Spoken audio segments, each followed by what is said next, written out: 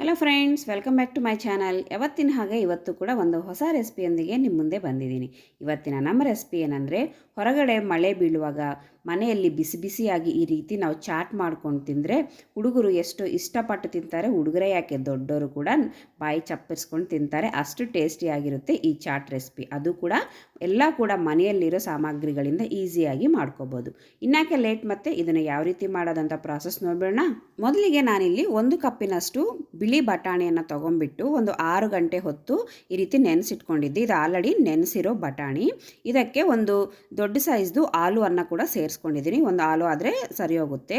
ಇದಕ್ಕೆ ಕುಕ್ ಆಗಲಿಕ್ಕೆ ಸರಿ ಹೋಗೋಷ್ಟು ನೀರನ್ನ ಸೇರಿಸ್ಕೊಂಡ್ಬಿಟ್ಟು ಸ್ವಲ್ಪ ಉಪ್ಪು, ಅದೇ ರೀತಿ ಅರಿಶಿನ ಹಾಕ್ಕೊಂಡ್ಬಿಟ್ಟು ಒಂದು 6 ವಿಸಿಲ್ಸನ್ನು ತರಿಸ್ಕೊಂಡ್ರೆ ಬಟಾಣಿ ಈ ರೀತಿ ಚೆನ್ನಾಗಿ ನಮಗೆ ಕುಕ್ ಆಗುತ್ತೆ. ನೋಡಿ, ನಮಗೆ ಸಾಫ್ಟಾಗಿ ಎಷ್ಟು ಚೆನ್ನಾಗಿ ಕುಕ್ ಆಗಿದೆ. ಮೀಡಿಯಮ್ ಫ್ಲೇಮಲ್ಲಿ ಇಟ್ಕೊಂಡು ಒಂದು 6 ವಿಸಿಲ್ಸ್ ತರಿಸ್ಕೊಳ್ಳಿ. ನೋಡಿ, ಈ ರೀತಿ ಎಲ್ಲ ಕೂಡ ಸ್ಮ್ಯಾಶ್ ಮಾಡ್ಕೊಂಡ್ಬಿಟ್ಟು ಇದನ್ನು ಪಕ್ಕಕ್ಕೆ ಇಟ್ಕೊಳ್ಳಿ.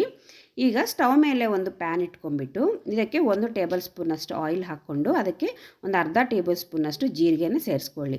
ಜೀರಿಗೆ ಸ್ವಲ್ಪ ಫ್ರೈ ಆದಮೇಲೆ ಒಂದು ಈರುಳ್ಳಿಯನ್ನು ಸಣ್ಣದಾಗಿ ಕಟ್ ಮಾಡ್ಕೊಂಡು ಹಾಕ್ಕೊಳ್ಳಿ. ಅದೇ ರೀತಿ ಒಂದು 2 ಹಸಿಮೆಣಸಿನಕಾಯಿನ ಕೂಡ ಕಟ್ ಮಾಡ್ಕೊಂಡು ಹಾಕ್ಕೊಂಡು ಈರುಳ್ಳಿ ಸ್ವಲ್ಪ ಪಿಂಕ್ ಆಗೋವರೆಗೂ ಕುಕ್ ಆದಮೇಲೆ 1 ಟೇಬಲ್ ಸ್ಪೂನಷ್ಟು ಶುಂಠಿ ಬೆಳ್ಳುಳ್ಳಿ ಪೇಸ್ಟು, ಒಂದು ಟೊಮೆಟೊನ ಈ ರೀತಿ ಚೆನ್ನಾಗಿ ಫ್ರೈ ಮಾಡ್ಕೊಳ್ಳಿ.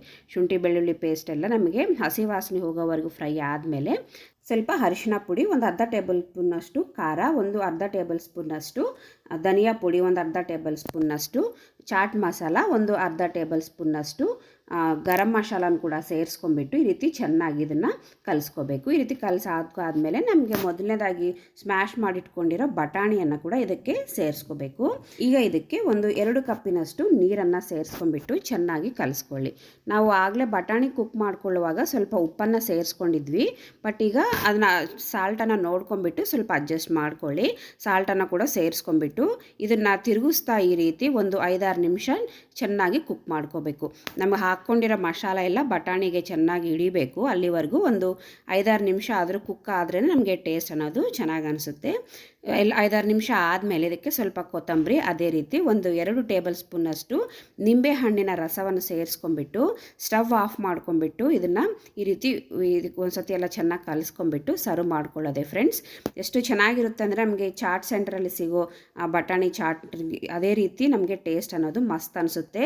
ಅದು ಕೂಡ ಕೇವಲ ನಮಗೆಲ್ಲ ಕೂಡ ಮನೆಯಲ್ಲಿರೋ ಸಾಮಗ್ರಿಗಳಿಂದ ಭಾಳ ಈಸಿ ಪ್ರೋಸೆಸ್ಸಲ್ಲಿ ನಾವು ಇದನ್ನು ಮಾಡ್ಕೋಬೋದು. ನಾವು ಇದನ್ನು ಸರ್ವ್ ಮಾಡ್ಕೊಳ್ಳುವಾಗ ಸ್ವಲ್ಪ ಸಣ್ಣದಾಗಿ ಹೆಚ್ಕೊಂಡಿರೋ ಈರುಳ್ಳಿ, ಟೊಮೆಟೊ, ಕೊತ್ತಂಬರಿ ಸೊಪ್ಪು, ನಮಗೆ ಮನೆಯಲ್ಲಿದ್ದರೆ ಸ್ವಲ್ಪ ಸೇವು ಇಲ್ಲ ಬೂಂದಿ, ಖಾರ ಬೂಂದಿ ಇರುತ್ತಲ್ಲ, ಅದನ್ನಾದರೂ ಕೂಡ ನಾವು ಇದನ್ನ ಮೇಲೆ ಹಾಕ್ಕೊಂಡ್ಬಿಟ್ಟು ಸರ್ವ್ ಮಾಡ್ಕೋಬೋದು. ಟೇಸ್ಟ್ ಮಾತ್ರ ಸಖತ್ತಿರುತ್ತೆ. ನೀವು ಕೂಡ ಒಮ್ಮೆ ಖಂಡಿತ ಟ್ರೈ ಮಾಡಿ ನೋಡಿ. ಅದೇ ರೀತಿ ಟೇಸ್ಟ್ ಯಾವ ರೀತಿ ಇದೆ ಅನ್ನೋದು ನನಗೆ ಕಮೆಂಟ್ ಬಾಕ್ಸಲ್ಲಿ ಹಾಕೋದು ಮರಿಬೇಡಿ. ಮತ್ತೊಂದು ಹೊಸ ರೆಸಿಪಿಯೊಂದಿಗೆ ಮತ್ತೆ ಸಿಗ್ತೀನಿ. ಅಲ್ಲಿವರೆಗೂ ಟೇಕ್ ಕೇರ್, ಬಾಯ್.